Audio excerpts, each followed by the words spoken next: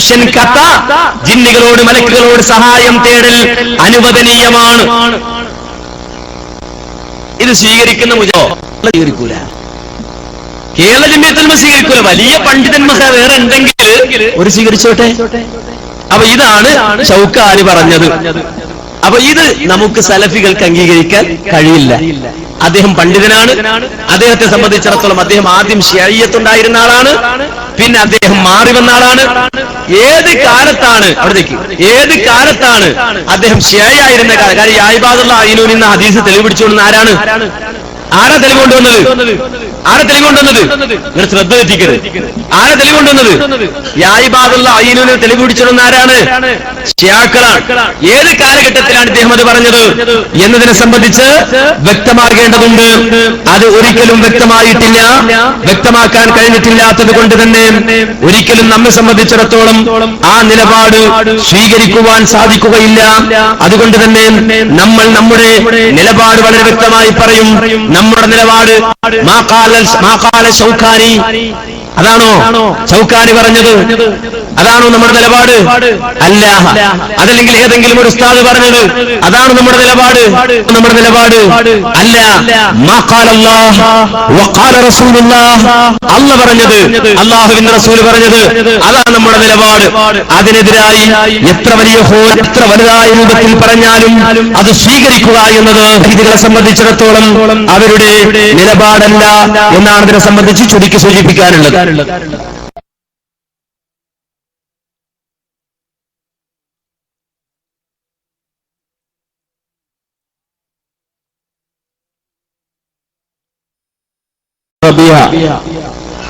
സംഘിനടുത്തുകൂടെ കടന്നപ്പോൾ സംഘില് വെളുത്ത് സുന്ദരനായ ഒരാളായിരുന്നു.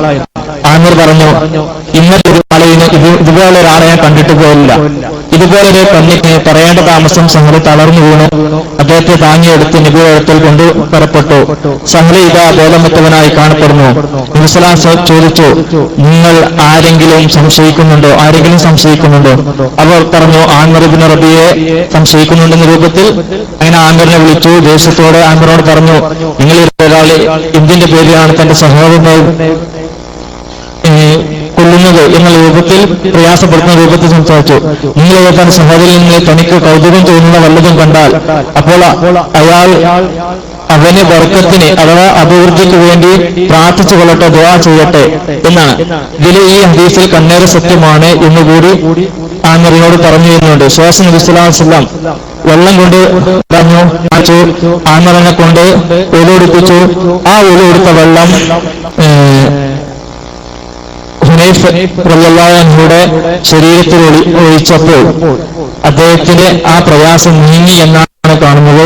ഇത് സ്വഹീഹാണെങ്കിൽ ഇതിന്റെ അടിസ്ഥാനത്തിൽ നമുക്കും അതുപോലെ ചെയ്തുകൂടെ? സ്വഹീഹാണെങ്കിൽ എന്നാ പറഞ്ഞത്. ആരാ ഹദീസ് ഉദ്ധരിച്ചെന്ന് പറയും? ഹദീസ് ഉദ്ധരിച്ചാരാ? ഇബ്നു മാജ. മാത്രമല്ല ഇതിനോടനുബന്ധിച്ചുമായിക്കൊണ്ട് പറയാനുണ്ട്, മുസ്ലിം ഉദ്ധരിച്ച 2188 ഹദീസിലും ഇങ്ങനെയുണ്ട്. കണ്ണേറ് സത്യമാണ് എന്ന് പറയുന്ന ഹദീസിന്റെ അവസാനത്തിൽ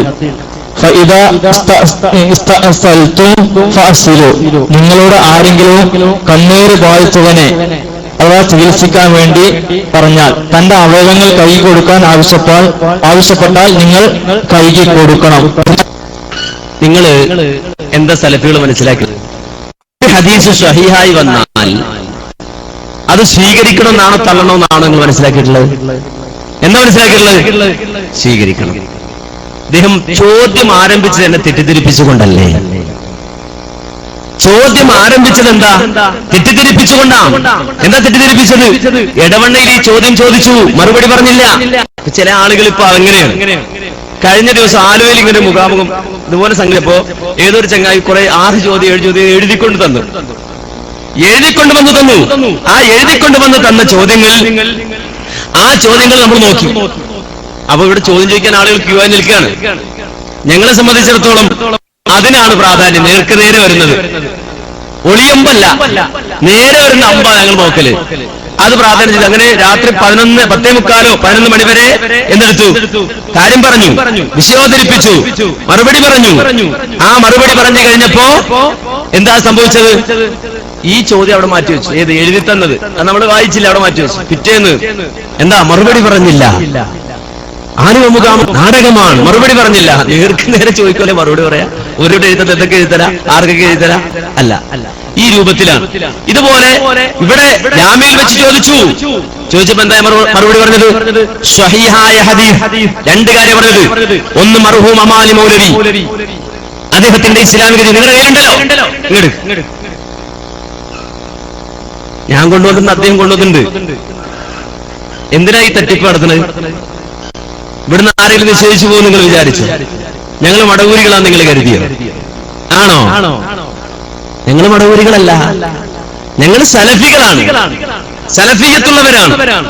കേട്ടോളൂ, ഇവിടെ മഹാനായ അമാനി മൗലവി അദ്ദേഹത്തിന്റെ ഇസ്ലാമിക ജീവിതം എന്ന് പറയുന്ന ഈ പുസ്തകം, ആ പുസ്തകത്തിൽ വളരെ സവിസ്തരം വിശദീകരിച്ചൊരു വിഷയമാണ്. ഞാൻ ജാമ്യയിൽ നിന്ന് പറഞ്ഞത് എന്താ? ഒന്നാമത്തെ ചോദ്യത്തിന് ഉത്തരം പറഞ്ഞപ്പോ ഞാൻ പറഞ്ഞത് ഇവിടെ ഒരു വിഷയം അവതരിപ്പിച്ചിട്ടുണ്ട്, അതിൽ നിന്ന് അങ്ങോട്ടും ഇങ്ങോട്ടും തെറ്റിച്ചു കൊണ്ടുപോകാം എന്ന വിചാരം വേണ്ട. കാരണം അതും ഒരു ഖുറാഫിയത്താണ്, ചില ഖുറാഫികൾ ചെയ്യുന്ന പണിയാ. അപ്പോ അതും ഒരിക്കലും വേണ്ട, ആ രൂപത്തിലുള്ള പ്രവർത്തനമൊന്നും വേണ്ട. നിങ്ങൾ അമാനി മൗലവിയുടെ ഇസ്ലാമിക ജീവിതം വായിച്ചോളൂ. അതുപോലെ സ്വഹീഹായ ഒരു ഹദീസ് കണ്ടാൽ ആ ഹദീസിൽ പറഞ്ഞത് മുഴുവനും നിങ്ങൾക്ക് സ്വീകരിക്കാം. കാരണം ഞങ്ങൾ മനസ്സിലാക്കിയത് ഇദാ ഖലല്ലാഹു വറസൂലുഹു അംറ അയ്യകൂന ലഹുൽ ഖിയറതു മിൻ അംരിഹിം, അല്ലാഹുവിന്റെ റസൂലോ ഒരു കാര്യം പറഞ്ഞാൽ പിന്നെ അതിനോട് ഞങ്ങൾക്ക് നീരസമില്ല, വെറുപ്പില്ല. അത് കണ്ണീറായിരുന്നാലും സിഹറായിരുന്നാലും അതുമായി ബന്ധപ്പെട്ട മറ്റെന്ത് വിഷയമായിരുന്നാലും ഞങ്ങളുടെ നിലപാടതാണ്. ഞങ്ങളത് മറച്ചു വെച്ചിട്ടില്ല. അമാനി മൗലവിയുടെ ബുക്ക് വായിക്കാൻ അന്ന് ഞാൻ ഉപദേശിച്ചു വിട്ടു. ഇപ്പൊ ബുക്ക് വായിച്ചു വന്നതാ. അതെല്ലാരും വായിച്ചോണമെന്നില്ല. അതുകൊണ്ട് ഞാൻ ഒന്ന് വായിച്ചത്. അദ്ദേഹം കൊണ്ടുവന്ന ഇസ്ലാമിക ജീവിതം ഉണ്ട്, എന്തെങ്കിലും ഉണ്ട് ഇസ്ലാമിക ജീവിതം. അദ്ദേഹം തരണ്ട്. ഒന്ന് നിഷേധിക്കുക, പാറ്റ നിഷേധിക്കുക. രണ്ട് അതിൽ വിട്ടുപോവുക. ഒന്ന് ജിന്നൂരി, മറ്റൊന്ന് മടവൂരി. മനസ്സിലായോ? ഒന്ന് അതിന് വിട്ടത്, മറ്റൊന്നോ നിഷേധിച്ചത്. ഇത് രണ്ടിന്റെയും ഇടയിലാണ് സലഫികൾ ഉള്ളത്. അതെന്താണെന്നറിയോ? എന്നാൽ കണ്ണീർ ഉണ്ടെന്ന് വ്യക്തമാക്കുന്ന ഹദീസുകൾ നാം കണ്ടു കഴിഞ്ഞു. അതിനാൽ ഹദീസിൽ വിശ്വസിക്കുന്നവർക്കാർക്കും തന്നെ അങ്ങനെയൊന്നും ഇല്ലെന്ന് പറഞ്ഞുകൂടാ, അങ്ങനെയൊന്നും ഇല്ലെന്ന് പറഞ്ഞുകൂടാ. ഇബ്നു ഖയ്യിമിനെ ഉദ്ധരിച്ചുകൊണ്ട് നമുക്ക് ഇക്കാര്യം കൂടുതൽ മനസ്സിലാക്കാം. നാം മുമ്പ് ധരിച്ച ഹദീസ് നമ്പർ 63 അബൂ സഅദ് അൽ ഖുദരി റളിയല്ലാഹു അൻഹുവിന്റെ ഹദീസ് മറ്റും ഓർമ്മിപ്പിച്ചുകൊണ്ട് ഇബ്നു ഖയ്യിം പറയുന്നു, ബുദ്ധി കൊണ്ടും അറിവ് കൊണ്ടും വളരെയൊന്നും അനുഗ്രഹിക്കപ്പെട്ടിട്ടില്ലാത്ത ചില ആളുകൾ കണ്ണീർ നിഷേധിക്കുന്നുണ്ട്. അത് യാഥാർത്ഥ്യമല്ല, വെറും ഊഹാപോഹമാണെന്നാണ് അവർ പറയുന്നത്. ബുദ്ധിയും അനുഭവജ്ഞാനവും മതപരമായ അറിവും കുറഞ്ഞ മൂഢന്മാരും മൂഢധാരണകളുടെ കട്ടിയേറിയ മറക്കകത്ത്